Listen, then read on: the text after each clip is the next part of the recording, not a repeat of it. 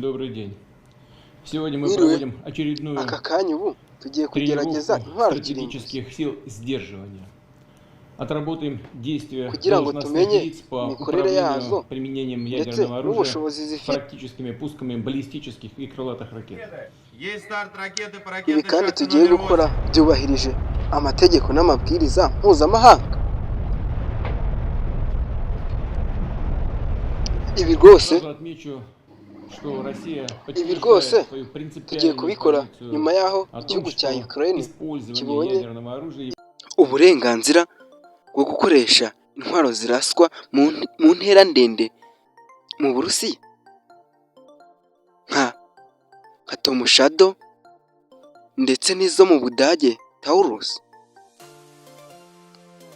Aya ni amagambo ya Perezida Vladimir Putin w'igihugu cy'Uburusiya ubwo batangizaga igikorwa cyo kugerageza intwaro kirimbuzi nshyashya. Nshuti rero bakunzi ba Ishimwe Julie Official, ndabashimiye, ndabakiriye, muze twegere tuganire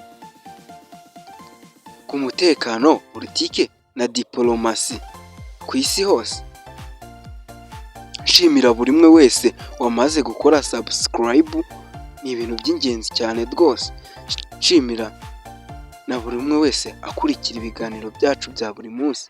Shishikariza nawe utarakora subscribe gukora subscribe, ni ingenzi rwose cyane kugira ngo uzajye ubonera amakuru ku gihe. Aya makuru rero yasamiwe hejuru rwose n'ibinyamakuru bigiye bitandukanye byinshi byo mu isi nka The Guardian, The Union,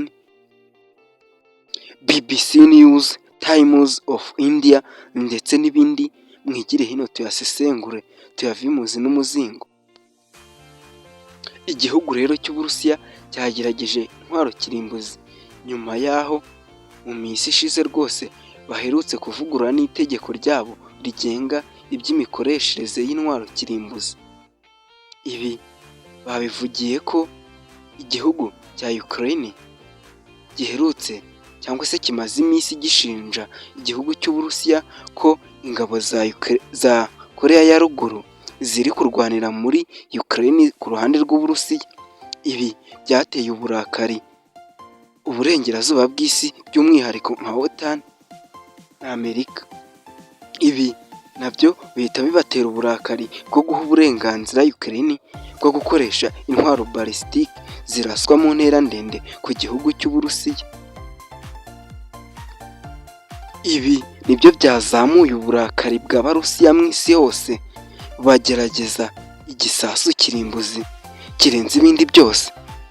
Icyavugishije abantu benshi ni uko ubundi ubusanzwe Uburusiya bufite intwaro kirimbuzi nyinshi, ariko ubundi iyo bajyaga kuzigerageza ntabwo bakoreshaga uburyo bwo kuzirasa, ahubwo bakoreshaga uburyo bw'ikoranabuhanga bakareba ibintu yakangiza iramutse irashwe.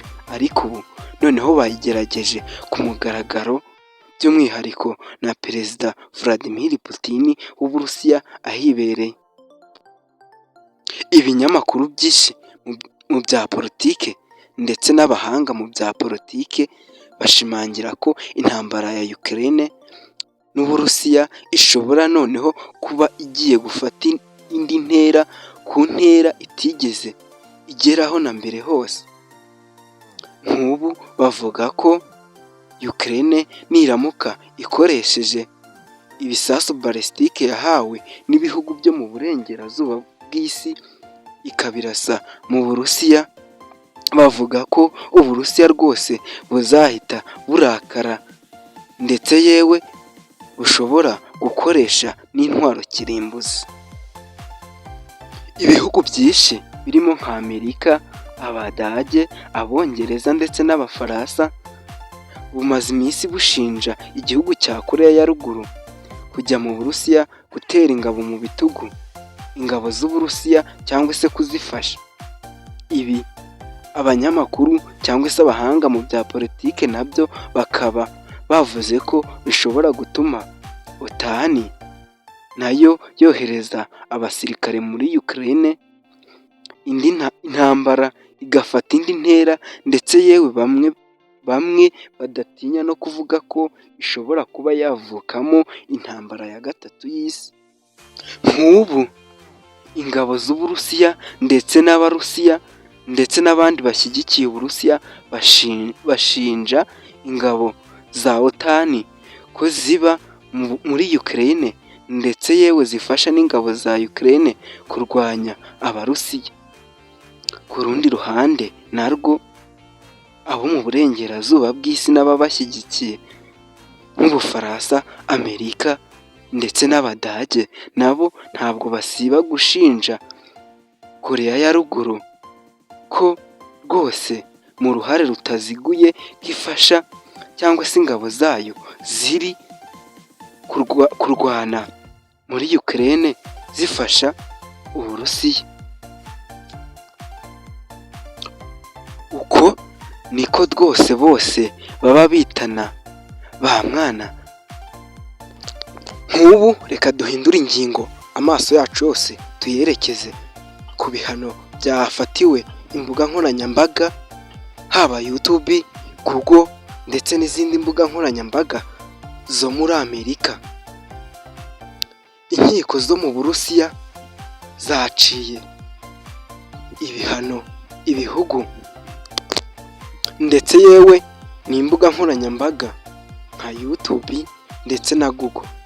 Mureke tuganire ku ibi bihano abantu benshi bafashe nk'aho ari ibihano by'agatangaza, dore ko ibi bihano igihugu cy'Uburusiya cyangwa se ubushinjacyaha bwo mu Burusiya bwaciye dizimiliyoni 20 iyi Google ndetse na YouTube.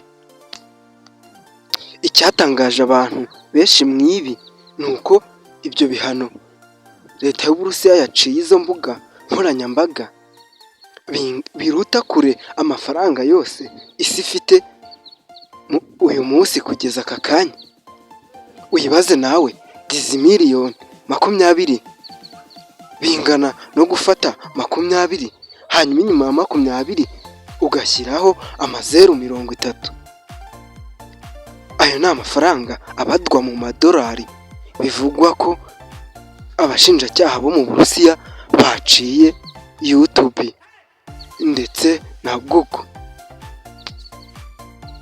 Ku rundi ruhande kandi, nubwo izi mbuga nkoranyambaga zakoreraga mu Burusiya, YouTube na Google bakazihagarika ubwo OTAN cyangwa se uburengerazuba bw'isi bwafataga icyemezo cyo gufunga cyangwa se guhagarika ubucuruzi mpuzamahanga bw'Uburusiya mu rwego rwo kwihimura.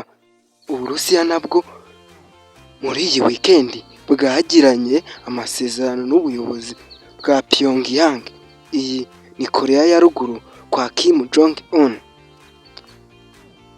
Ibi abo mu burengerazuba bw'isi bahise babyamaganira kure, dore ko yewe igihugu cy'Uburusiya gikomeje kugirana amasezerano agiye atandukanye n'igihugu cya Koreya ya ruguru. Ibi abo mu burengerazuba bw'isi nk'Ubufaransa, Uburusiya bubafata nk'aho aya masezerano atabakwiriye. Nk'ubu igihugu cy'Uburusiya kikimara gusohora iryo tangazo ko ibinyamakuru byabo byagiranye amasezerano n'ibinyamakuru bya Pyongyang, abo mu burengerazuba bw'isi bahise babyamaganira kure, bavuga ko rwose bitaziguye ubu ari ubushotoranyi.